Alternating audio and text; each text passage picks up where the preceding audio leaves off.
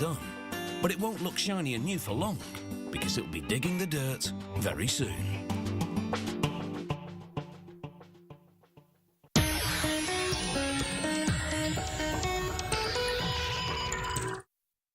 Toffee is a confection traditionally made of caramelized sugar or molasses and butter.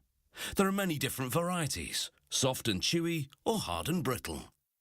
English toffee is very buttery and typically covered in nuts. Easy to see why it's called English toffee. This English toffee is completely free from dairy ingredients, making it ideal for toffee lovers with certain dietary requirements. This small confectioner makes their special toffee recipe entirely by hand, one small batch at a time. They start by combining water and sugar, which they heat until the sugar dissolves. They add their own secret formula. All they'll tell us is that it contains a combination of vegetable oils and fats, which are the non-dairy substitutes, and beta-carotene to give the toffee that familiar golden colour. They add an emulsifier called lecithin to stabilise all of these ingredients. As soon as the mixture reaches the boiling point, they add salt to enhance the flavour and help force a rapid boil. The boil continues for several hours until the mixture hits a top-secret target temperature. By that point, most of the water has evaporated, leaving a sweet and thick liquid toffee. Now they open a hot water valve, which releases water to heat up a table. Then carefully pour the toffee onto the surface.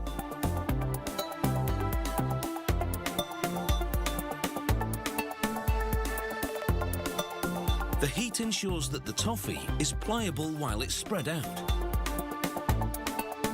The spreading continues until the toffee sheet is approximately the same thickness. Naturally, the thickness varies, but that lack of uniformity is all part of the charm of handmade toffee.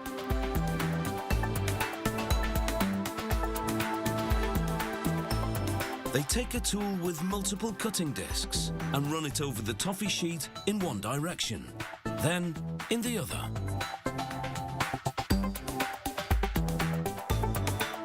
They close the hot water valve and open the cold water one, which cools the surface of the table and hardens what are now toffee squares. Within a few minutes, the squares are hard enough to be broken apart.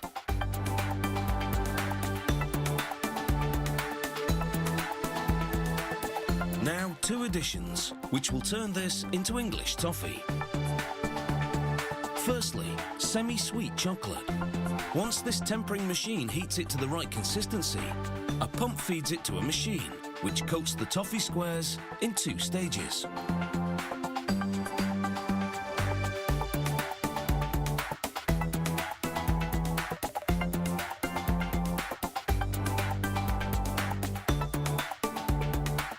With the underside now coated, the squares move onto a refrigerated belt, which rapidly hardens the chocolate. The next station covers the other side with chocolate.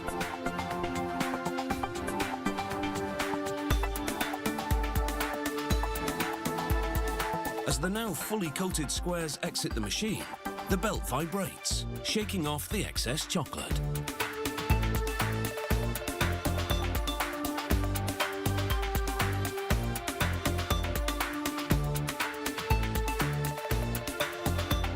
The squares move onto another refrigerated belt, and a worker manually sprinkles them with the second ingredient, chopped pecans.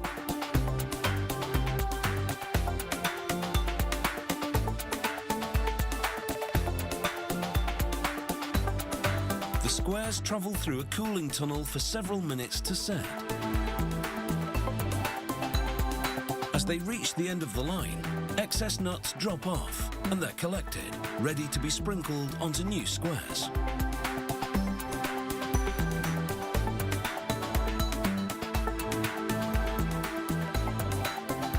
Some English toffee recipes call for almonds rather than pecans, but the idea is the same. Layering sweet and crunchy toffee, smooth and creamy chocolate, and coarsely chopped nuts. And just like other sweets and treats, English toffee is heaven to anyone with a sweet tooth. But hell, of course, for their dentist. Open wide